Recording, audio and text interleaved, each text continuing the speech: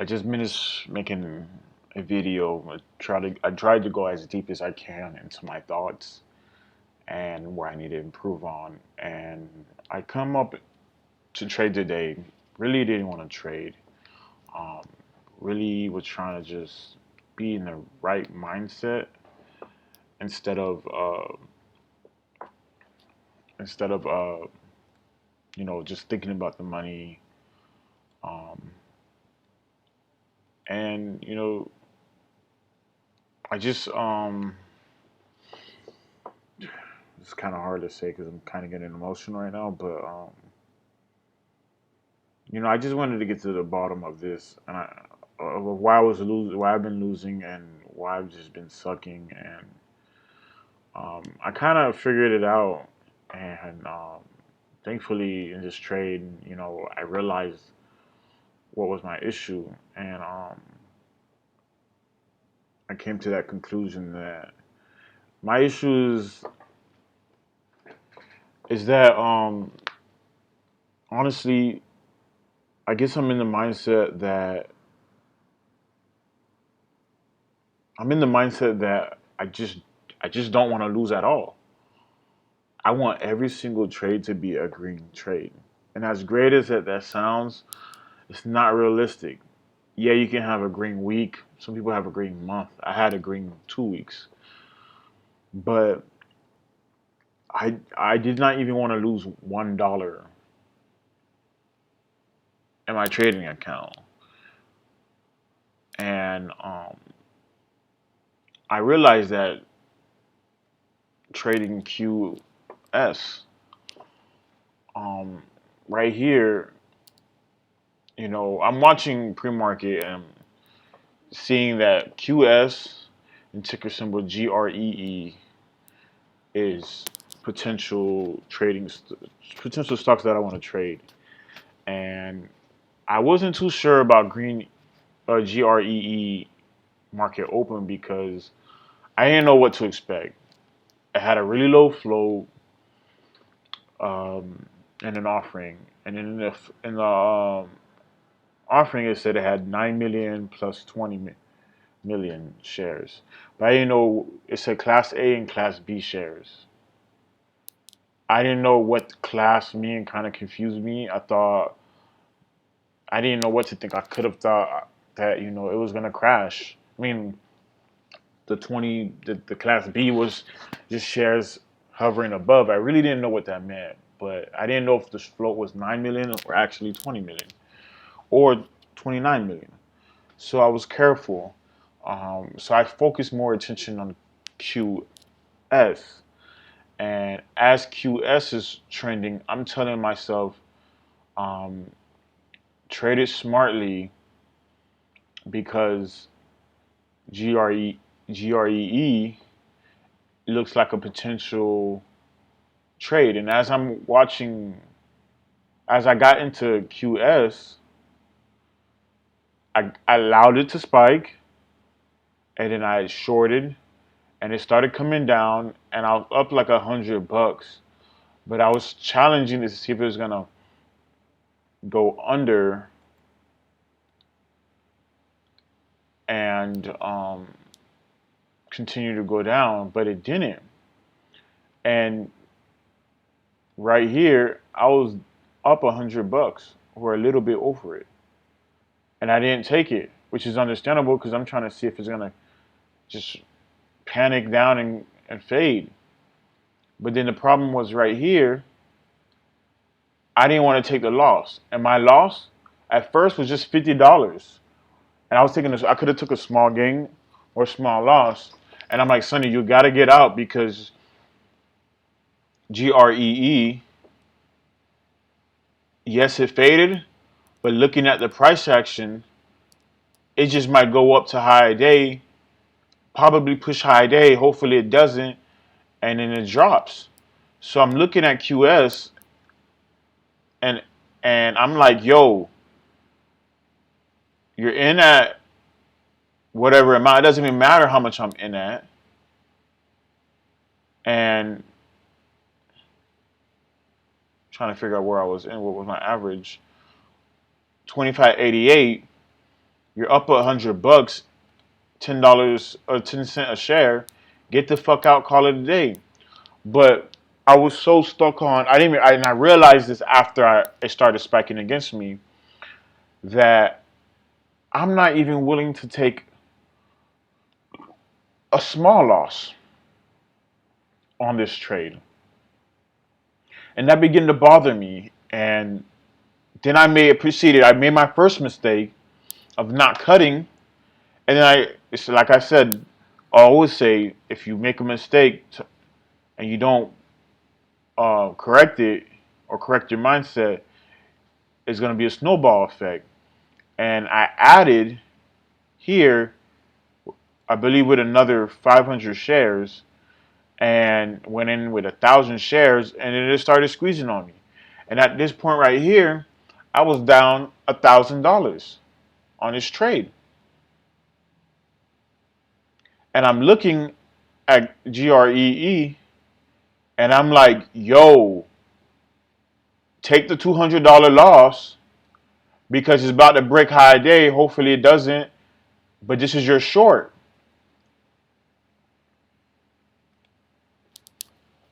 And I'm like, bro, take the small loss right here and call it a day. Or take the small loss here. And I didn't want to do it. I wanted to be green every single trade all day, every day. And that was the mindset. And I didn't take it, and I was down $1,000. And I was just like, what the fuck? Green just hit a higher day, broke a little past it. High day was 31.75. It pushed past it by 75 cents. That would have been a large risk and a large loss if I was in it. But luckily, it came back down and started fading. And if I had shorted it near high day or over $32, I would have been up over $3, almost $3.50, $2.50, and I missed this massive opportunity of probably $2,000-3,000 gain, $2,000-3,000 gain, because I probably would have added a lot after I saw that, okay, it's weakening and it's most likely not gonna uptrend anymore.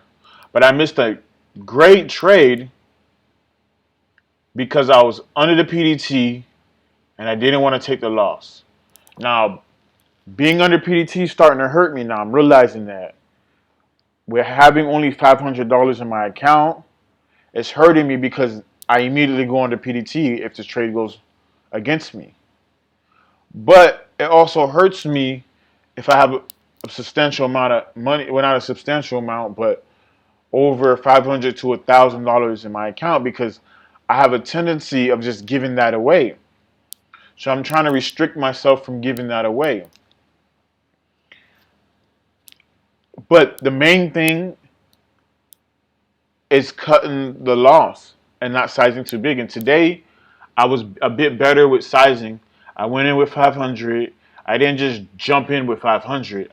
I let it spike a little bit. When I saw that it was not going up anymore, I went in. I kept some size on reserve, some capital on reserve. Then when I saw a brick high day, I'm like, okay, you know, it broke high day, but it might just perk up and come down. But that's my imagination. But statistically speaking, when you get a dip and rip, 9 times out of 10 is gonna rip a lot. So I'm trying. I struggled with. I struggled a lot with imagination versus statistics, prediction versus statistics. I'm imagining that it's gonna go the way I want, but statistically speaking, it's not. I'm still struggling with that, and I don't realize that in the moment. It's hard to realize that in the moment, but I did better with sizing, not going so big so early, but I did go big, and eventually it just ripped on me, and then I finally got out, for a $255 loss. But the key in this is just cutting losses. Cutting losses is the biggest issue. And not just cutting losses because I finally did after it came my way, but I only cut losses because it went my way. But the key is cut losses not when it finally goes your way, but when it's going against your way and it's no longer in your plan. Cut losses, Sonny. Cut losses. Yes, I cut losses too early, and now it's well technically too late, and now it's coming back, and now I could have been um, up on my trade by a few cents and broke even, but that doesn't matter, because it's like if you just did what you're supposed to when you're supposed to, you could have shorted it from here and been up substantially, and then got into GREE and made a whole lot. And I made the video explaining if you just be patient, you will be straight. And I said in the video, first green days, you need to wait till 11 to 2. And I didn't. Yes, this trade didn't start dropping from 11 to 2 as well as AS, not from 11 to 2, but you'll be able to recognize when the trend is about to reverse. And now I'm only up $60, $69 from PDT. So it's either I replenish my account or hold on to it and possibly or wait for a trade to come to me today or tomorrow or next week. But you get my point here, like Sonny, you understand that you're fucking up bad right now. You're going back to your old ways. And yes, I need to keep practicing, but what you're seeing now is unacceptable.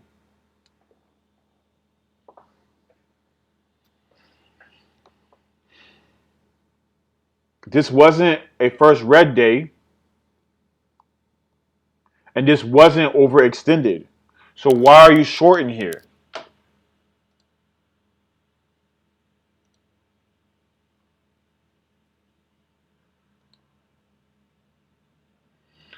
This wasn't overextended.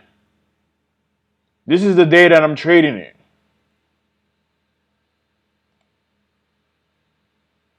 This is the day that I'm trading it.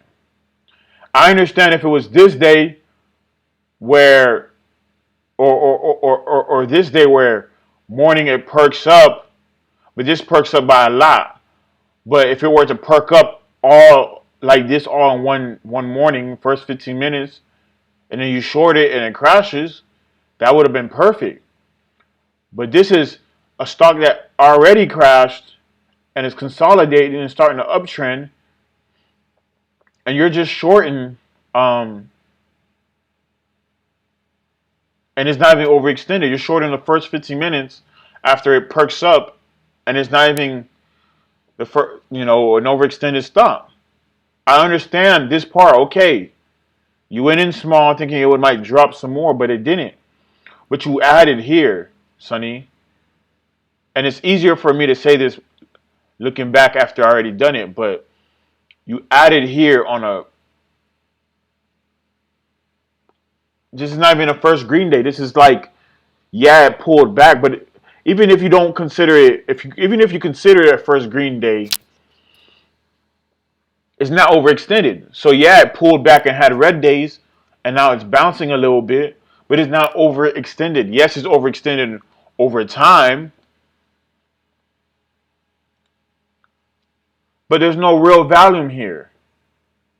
There's no real volume. The volume on it for today is 5 mil. Here, you got way more than that. And minutes and 15-minute increments, you got more than that. So it's just like, Sonny, come on, man. It's not overextended.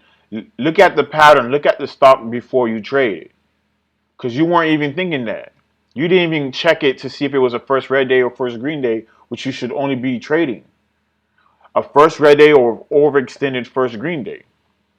Looking at GREE is not overextended neither. But you saw the opportunity, and you were looking at short from high a day, but you missed out on the opportunity. So there's there's many factors I need to work on right now. Cutting losses quickly. Um um Cutting losses quickly. Cutting losses when I'm supposed to. Not aiming for a green day every day. I mean, there's so many factors right now. But honestly, man, um, if you don't get it right, you're gonna face a lot of issues, and you need to accept that. Hey, for now on, you're on concussion protocol or some shit. You're in the red zone, or if I want to use compare it to football, you're in the red zone and you don't have the ball. The other team does. So you need to be extra careful, you know? So this analogy, I don't know if it works or not, but right now, I'm not in the red zone. I'm not in a bad position, and I'm not in the red zone, and I don't have the ball. Not because I'm $69 away from PDT, but I'm in the red zone and I don't have the ball because, or not even red zone, but I'm on the 10-yard line on the opposing team, and they have the ball, not because of the $69 away from PDT, but because I'm in the wrong mindset, bro. And they're about to score. And yes, I can replenish my account, but that's not my goal. So GREN, look at this shit. I don't know if I would have stayed this long. I probably would have gotten out right here. I would probably add here, but or re-enter here, but I doubt it because I haven't traded well enough to be able to recognize these opportunities. But QS, yes, it's going down more. But who cares? I should have been disciplined. I'm not gonna say, oh, I should have held on longer. No, I should have been disciplined. I should have gotten out right here. And if I wanted to continue to play, I probably would have played it from here or here. But that's it, man. You got to get better, Sonny, bro. This is your future, man. Your life is depending on it. You're not working. You're just you're 26 years old now. You're on the edge of of of everything. It sounds like I feel like it's all or nothing, but it's not. But yo, like, this might be your last chance. But not only that, um, you're not getting any younger, bro. At least for now, you're not getting any younger until you figure it out. But you need to get this right. You need to get your mindset right, and you need to be disciplined. And one thing I'm doing right now is doing little things to be disciplined in my life and other areas of my life, hoping that it would affect my discipline in the stock market. But right now, I think I need to just drop everything that I'm doing and go read um, Rondell Howell's book because, yes, I was reading Tax Free Wealth by Robert Kiyosaki and Tom Wheelwright, I think his name is. And I was reading The Science to Getting Rich by somebody, but right now, and I wanted to read Coach Corey's book called The 3% Man, but right now, I need to really work on my psychology or I'm gonna have to take a massive break, which will be good, and there's nothing wrong with taking a massive break. But this might be a snowball effect towards giving back all the $15,000 that I just made. I rather give it away before I give it back to this market. I rather call up Lisa Marie and be like, "Yo, here, here's everything. Here's the money that I borrowed from you, and here's your your Even though you didn't ask me for no interest, here's interest in return that I planned on giving you anyways, and I'm not comfortable with trading anymore. So I don't want to be in that position. I want to keep trading. I love it. I enjoy it. I wake up. I wanted to go to bed and stay in bed today, but I got up anyway to trade because I love it and I want to make money. Yes, it's contradicting that making money, you're not supposed to be thinking about the money, but I love it. I love this lifestyle of being able to make thousands of dollars in an hour and then go live the rest of my life and, spend the whole day fucking and watching TV and traveling. I don't care that it's going down another 20 cents, 10 cents. Fuck that, man. You got to be disciplined. You would never be able to succeed if you don't be disciplined. You got to study up, bro. You got to be disciplined, man. You got to just do it. You're a great trader, Sonny. You're a great person. You're a great trader. You made it this far. Don't fuck it up now. Don't give it all away over some, oh, I want to make money and I want to be green every single day. It's the wrong mindset, Sonny. You're smart. You're great. You can do this. I believe in you. I believe